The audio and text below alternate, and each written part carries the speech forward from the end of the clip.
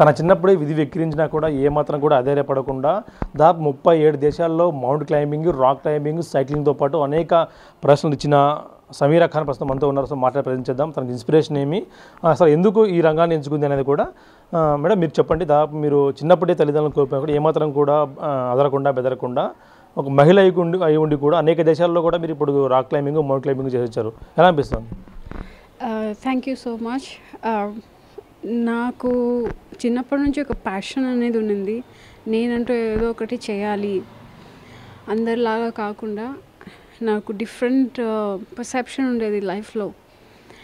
I wanted to be someone who can inspire others. అందరినీ నాలాగా ఉండే అమ్మాయిల్ని కూడా ఇన్స్పైర్ చేయాలి అని.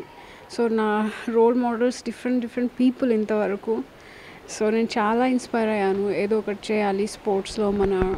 నాకు ముందు నుంచి స్పోర్ట్స్ అంటే ఇష్టం, బట్ సైన్స్ స్టూడెంట్ నేను. బీఎస్సీ పెథాలజీ డిస్కంటిన్యూ చేశాను బికాజ్ ఫైనాన్షియల్ క్రైసిస్ నుంచి I couldn't make my impact there. అది డ్రాప్ చేసి దెన్ 2015లో సోషియాలజీ, ఎన్విరాన్మెంటల్ సైన్స్ తీసుకున్నాను.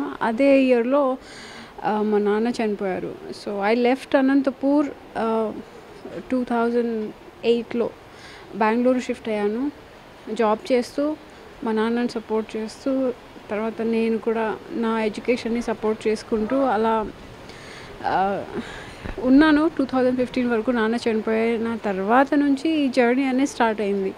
ఆయన చనిపోయిన తర్వాత చాలా ఇబ్బందులు ఎదుర్కొన్నాను.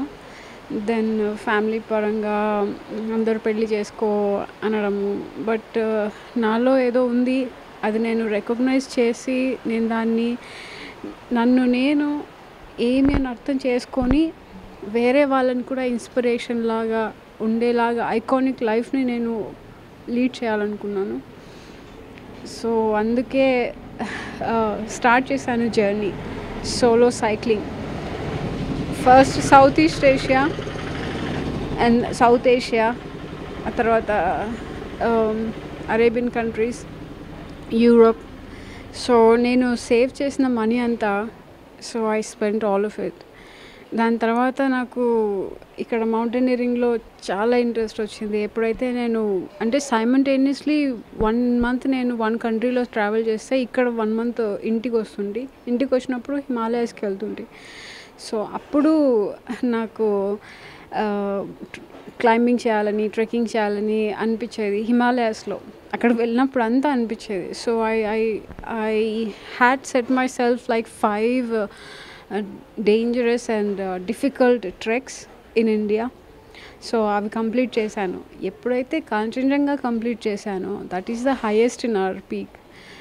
అప్పుడు అడ్వాన్స్ బేస్ క్యాంప్ అది. అక్కడికి ఎప్పుడైతే చాలా చాలా కష్టం actually. It was very challenging. So వెళ్ళినప్పుడు నాకు అనిపించింది I'm definitely meant for something, I should do it. నేను సోషల్ సర్వీసెస్లో ఉన్నప్పుడు కూడా ఐఎమ్ సైన్స్ స్టూడెంట్ కాబట్టి నేను సెల్ఫ్ హెల్ప్ రిలీఫ్ క్యాంప్స్ చేస్తుండే డిజాస్టర్స్ వచ్చినప్పుడు.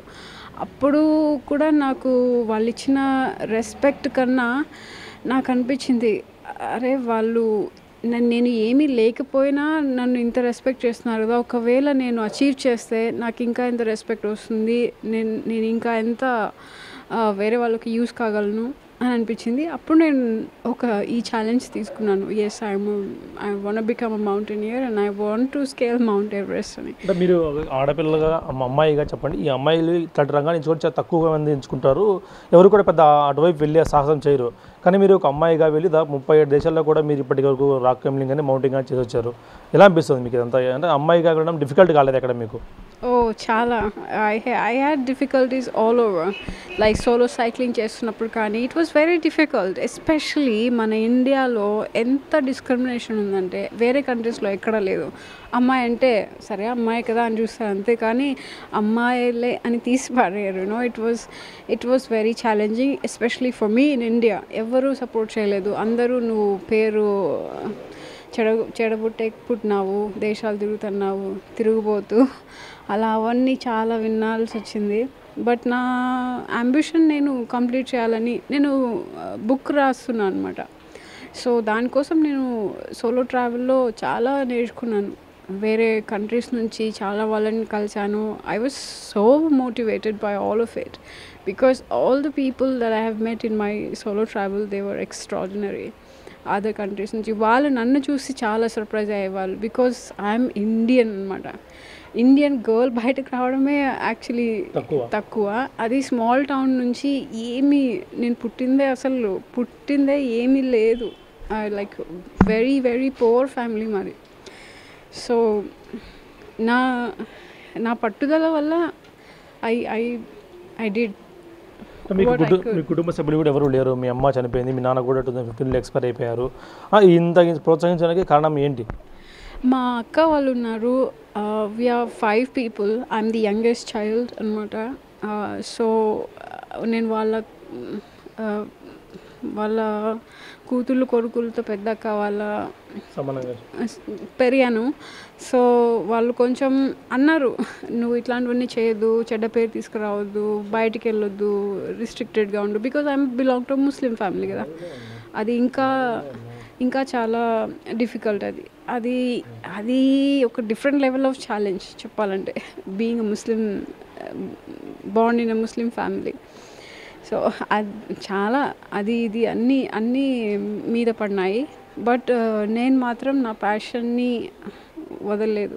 అలాగే నేను పర్సూ చేయాలనుకున్నాను. నా మనీ నేను స్పెండ్ చేశాను, నేను అచీవ్ చేశాను. అచీవ్ చేసేటప్పుడు ఎప్పుడైతే నేను అక్కడికి ఎస్పెషలీ ఇండియాలో ఫండ్ రైజింగ్ చేసేటప్పుడు మౌంటైనరింగ్ కోసం, మౌంట్ క్లైంబింగ్ కోసం, ఎందుకంటే ఒక్కొక్క ఎక్స్పెడిషన్ 1 to 2 lakhs దాకా ఖర్చు అవుతుంది. So only in India. ఒకవేళ మీరు బయట వేరే కంట్రీలో, నేపాల్లో కానీ అట్లా చేస్తున్నారంటే it will cost you not less than 7 lakhs, 5 to 7 lakhs, minimum 5 lakhs. So అట్లా నేను 2 ఎక్స్పెడిషన్స్ చేశాను మన నేపాల్లో. వన్ వచ్చేసి అహ్మదాబ్లం, మౌంట్ అహ్మదాబ్లం.